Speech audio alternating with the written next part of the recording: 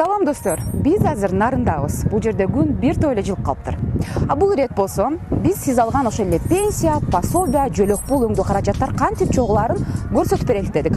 Өзүңүздөр деле билсеңиздер керек, казынанын эң ири булактарынын бири болгон бул бажы төлөмдөрүнөн чогултулат. Азыр болсо, бул аймактагы ири өткөрмө бекеттеринин бири болгон Торгартты көздөй сапар алалык деп жатабыз. Баса сиз дагы биз менен Торгартты көздөй жүрүңүз.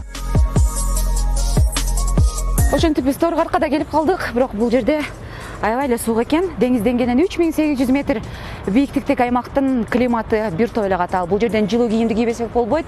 Азыр мен операторум Аскардан жылуу курткамды сурайын. Аскар, берип койсуңбу? Азыр мен TikTok ыкмасын эмне үчүн пайдаландым? Сиздин көңүлүңүздү бурайын дедим. Эмес азыр ичине кирип кененирээк таанышалык. Адегенде Кытайдан келе жаткан жүктөр Торгарт көзөмөл аймагына кирерде эле ондогон акылдуу камераларга түшөт. Чыгара кызматкери бир сыйра карайт. Бул маалда жүк менен келген фуранын номуру автоматтык тутумга түшүүдө. Унаа жылып отуруп, радиациялык порталдык монитордон өтөт. Андан соң жашыл аймактан өтүп, салмагы таразада аныкталат. Айдоочу автоматтык тутумга түшкөн маалымат менен адистер отурган терезеге келет.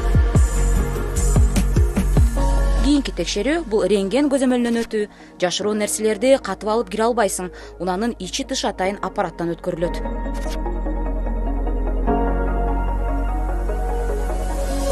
Акыркы көзөмөл бул Кыргызстандын пломбасын басуу менен жыйынтыкталат. Айдоочу фитосанитарды көзөмөлдөн өтүп, бардык маалыматтын топтогон соң унааны айдап жөнөйт. Тиешелүү терминалга чейин коштоп барчу инспектор атайын бекитилген сак баштыкча менен жөнөйт. Мерчемделген жерге жеткен соң унаанын салмагы кайрадан текшерилет. 10 чакты фураны коштоп келген инспектордун жумушу ушул жерде жыйынтыкталат. Бажы терминалына келген жүк товар ээлери келмейинче ачылбайт. Андан соң ЯЭПтин алкагында бекитилген тарифтер банк аркылуу төлөнгөн соң жүктү алып кете берсе болот. Өзүңүздөр көргөндөй, бул жакта кыймыл толугу менен 24 саат бою жүргүзүлөт экен. Эч кандай бул жактагы жазууларды алып салууга же өчүрүп салууга мүмкүн эмес. Санариптешкен бажы бекеттерде кыймыл экинчи кырдаал борборунда дагы көрсөтүлөт. Бул болсо экинчи кырдаалдык борбор. Бажы кызматынан тышкары дагы бул жерде президент жана министрлер кабинетинин төрагасы жалпы эле өткөрмө пункттарындагы кыймылга тыкыр көзөмөл жүргүзөт. План боюнча 6 миллиард 574 миллион сом коюлган.